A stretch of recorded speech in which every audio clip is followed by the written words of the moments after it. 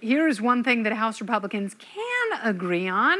They are promising to investigate Dr. Anthony Fauci.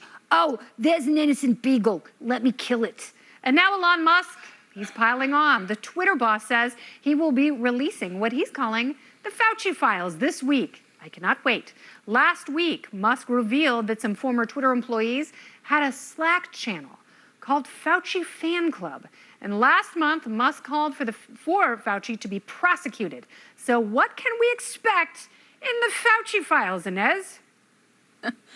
We can expect a lot more of what we've already seen, which is that the communication between government agencies and so-called private companies amounts to a kind of collusion going back and forth. There's a lot of pressure from government agencies about these kinds of censorship decisions, and we can assume that it's not just Twitter, that it's also all social media companies, YouTube, Facebook, anything you can think of. There's a lot of pressure going back and forth here, and I think it should make us rethink a lot of the ways that we think about the separation between business, big business, and government, frankly.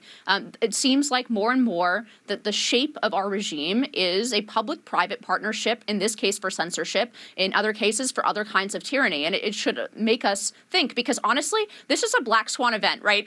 Elon Musk spent billions and billions of dollars to buy this company, and that's why he's able to release these files. Next time, there's not really going to be an email, right? They're just going to pick up the phone, or maybe they'll have lunch together in Washington, D.C., and there won't be this kind of smoking gun information being released by a billionaire who just decided to blow it up and transparently release all of this information. We should assume that this is going on basically all the time. Yeah, I wish to, and as his point, Doug, I wish Facebook would do this. I wish Google would do this. I wish we would see the informal conversations that members of the federal government and federal law enforcement have with big tech companies. Because, we're just getting a glimpse into one of them. Go ahead, please.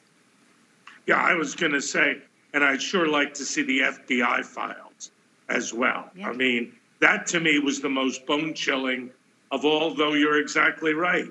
With Facebook and Google and the like, all getting, quote, guidance from the government, it is really antithetical to how our system works, whether you're a Democrat or Republican and independent. Mm-hmm. And in the case of Dr. Fauci, I think we have a legitimate right to know what he knew, when he knew it, why he said what he did, and most of all, what was his role, if any, in gain-of-function research at the Wuhan lab. Yep. I think those are all fair questions. I'm curious, for one, what the answers are. Hey, no one wants a global pandemic ever again. That means we have to get to the bottom of how this one originated in the first place, no matter how much reputational damage it can cause to someone that we had placed so much trust in. So I have to ask you, Spike, has some of the trust in Dr. Fauci been misplaced? I hope so. I hope that this reminds us of the fact that prior to the deification of Anthony Fauci during the beginning of the COVID pandemic, that Anthony Fauci has always been the bad guy. I've talked multiple times on this august program here about the fact that the 80s gay panic was largely caused by Anthony Fauci going on major media and saying that it was at least possible that AIDS could be spread from casual contact with gay men, even though there was no evidence of that ever. There was no suggestion that that was true ever. He was the one spreading that, and then quietly said, actually, the data shows that's not true, after the cat was already out of the bag. And for those who've watched Dallas Buyers Club, the movie with Matthew McConaughey, where his character is helping AIDS patients get around the big government bureaucrats to get the AIDS drugs they need, Anthony Fauci was one of those main bureaucrats. So if it comes out that Anthony Fauci, like other government agencies and the public officials, was colluding directly with Twitter and we should assume other big tech companies to directly censor people who were asking about the origins of COVID, who were asking about the wisdom of lockdowns and mandates and everything else, then not only will it hold him accountable, but it'll show that he was the villain of the COVID pandemic, just like he was the villain of the AIDS pandemic. And going back to what Inez and Doug were talking about, what you were talking about,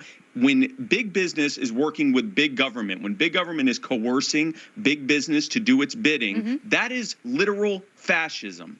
Yes. And that's what this is exposing. Yes, that's what happens in places like China, where the Communist Party controls the media and business. It's not good.